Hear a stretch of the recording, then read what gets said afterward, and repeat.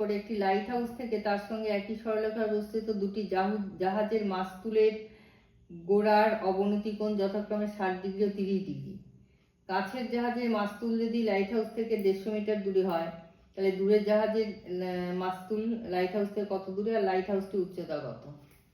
তাহলে ধরো এবি হচ্ছে লাইট হাউস, আর এই হচ্ছে ধরো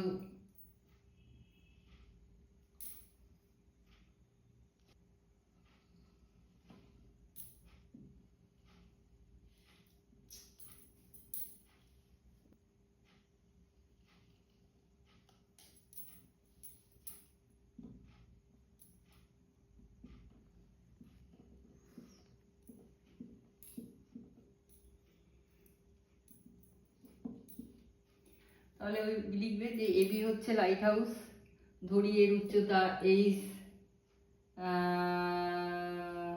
মিটার, আর সি বিন্দু থেকে হচ্ছে কাছের জাহাজের মাস্তুলের গোড়ার অবনতি কোণ সি বিন্দুতে 60 ডিগ্রি, আর ডি বিন্দুতে দূরের জাহাজের মাস্তুলের কোণ 30 ডিগ্রি উৎপন্ন হয়েছে। বিসি সমান 150 মিটার। তাহলে এবিসি সমকোণী ত্রিভুজ থেকে পাচ্ছি এবি বাই বিসি সমান tan 60। তাহলে এবি হচ্ছে 8 আর বিসি হচ্ছে 150, tan 60√3, তাহলে 8 সমান 150√3। তেমনি এবি বাই বিডি সমান হচ্ছে tan 30। এবি হচ্ছে 8, বিডি হচ্ছে 150 প্লাস এক্স ধরো সমান tan 30 হচ্ছে 1/√3। তাহলে এইচ সমান 150 এক্স প্লাস এক্স বাই √3।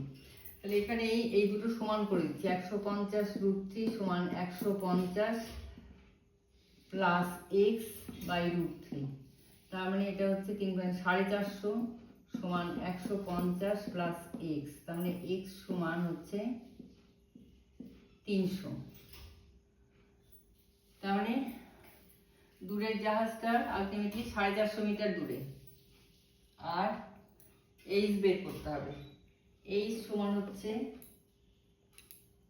150√3, তার মানে 150 × 1.732 এত মিটার।